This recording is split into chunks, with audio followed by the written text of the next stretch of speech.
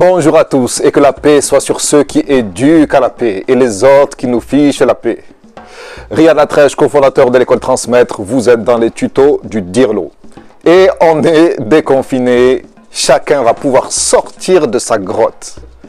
Et la question qu'on va se poser, c'est qu'est-ce qu'on a fait du temps dans la grotte? Parce que dans une grotte, on peut faire plein de choses différentes. Dans une grotte, on peut s'exercer à la retraite spirituelle et sortir complètement changé. Et dans une grotte, on peut aussi hiberner et sortir comme on l'était. Alors on va faire le bilan, Inch'Allah, et voir comment on va pouvoir tirer profit de ce temps, se poser les questions pour que ce soit un bénéfice pour nous et l'éducation de nos enfants.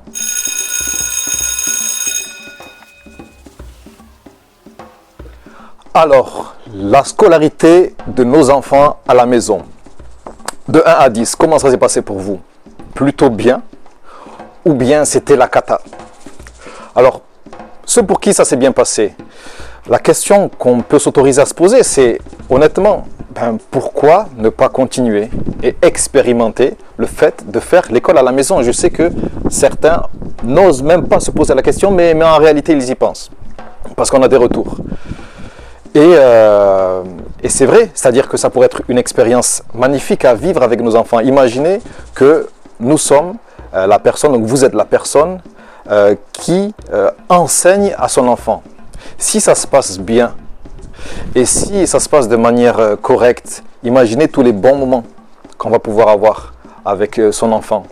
Et pourquoi finalement se soumettre au système d'éducation de masse que représente l'école et l'imposer à soi-même et l'imposer à ses enfants alors que ça se passe bien autrement. Ouais, dans le sens d'être un peu anti-système. Et imaginez aussi que toutes les connaissances qu'il va avoir, étant donné que c'est vous qui leur donnez, ce sera hyper contrôlé. Donc en termes de confiance sur ce qu'on lui met dans la tête, on est au top. Et en face de ça, il y a des gens pour qui non, Seigneur, jamais. Des gens pour qui le 11 mai, c'est le 8 mai en décalé. En fait, c'est la fin de la guerre. Et il y a même des gens qui ont capitulé en pleine bataille. On le sait. Donc oui, pour certaines personnes, ça a été vraiment difficile. Et la question qu'on peut se poser, c'est pourquoi moi, je ne supporte pas quand toi, mon enfant, tu ne comprends pas? La raison pour laquelle il ne comprend pas, c'est que la communication est un art et un métier. D'accord? Donc, oui, on n'est pas des enseignants.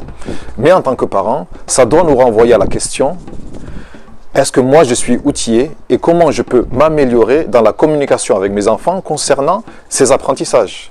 Et il y a des outils, comme par exemple, les profils sensoriels dominants. Si toi, tu ne sais pas, si ton enfant, il est plutôt auditif et toi, tu es plutôt visuel, tu vas essayer de lui faire comprendre en lui faisant par exemple des schémas, mais lui, ça ne lui parle pas.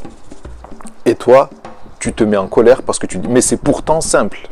Oui, pour toi, mais pas de cette façon pour lui. Voilà. Deuxième point concernant ce confinement, c'est l'enseignement à distance qui a été la modalité qu'on nous a imposée. Et en réalité, ce n'est pas l'enseignement à distance, mais c'était la vie à distance. C'est-à-dire qu'il y a même des réunions très importantes, des réunions ministérielles, qui ont été gérées et des décisions très importantes qui ont été prises à distance.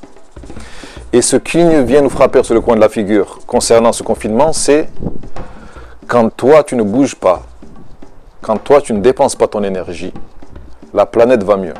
Et ça, pour moi, ça a été assez violent.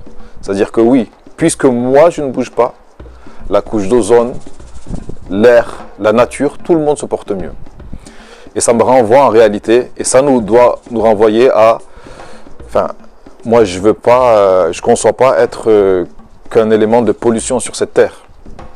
Donc la question qui se pose, c'est quel est mon apport, moi, à mon monde? Est-ce que je ne fais que détruire la planète? Est-ce que c'est que ça, finalement, ma mission sur Terre? Ou est-ce qu'il y a quelque chose que je peux apporter? Est-ce que je peux apporter à l'humanité de manière, quelque chose de bénéfique? Est-ce que je peux être bon en fait? Donc c'est un questionnement parce que l'histoire nous attend au tournant et on va voir si on ressort de cette grotte comme on était ou on ressort changé avec de nouvelles modalités de réflexion, de pensée, de transport. Et pour le troisième point, attendez, on va aller s'asseoir. Voilà, là c'est mieux. Et le troisième point en réalité, c'est celui de la vie dans le foyer. La vie et surtout avec la fratrie, parce qu'on s'intéresse aux enfants. Nous avons envoyé un questionnaire aux parents en leur demandant quelle était la chose ou les choses les plus compliquées. Et ce qui revenait le plus, c'était que ce qui déstabilisait l'harmonie du foyer, c'était la gestion de la fratrie en rapport avec la scolarité. Et donc la question qu'on se pose, la question qui est posée, c'est la compréhension du besoin psychologique des enfants dans cette période-là, ou même en dehors de cette période. Parce qu'un enfant, par exemple, qui nous sollicite hyper souvent, en fait, il est en train de nous dire qu'il y a un besoin qui n'a pas été comblé, une question qui n'a pas trouvé de réponse, et donc lui, il revient à la charge constamment, ou bien de manière différente, ou même frontalement. Ensuite, est-ce que j'ai checké les enfants un par un pour savoir de manière générale comment ils vont, quelles sont leurs aspirations, quelles sont leurs appréhensions, quelles sont leurs places dans la fratrie. Parce que je vous rappelle que pour moi, le modèle de l'équilibre, ça reste cadre et bienveillance. C'est-à-dire que je cadre avec les valeurs. J'explique quelles sont les valeurs centrales dans mon foyer, qu'est-ce qui est autorisé et quelles sont les limites à ne jamais dépasser.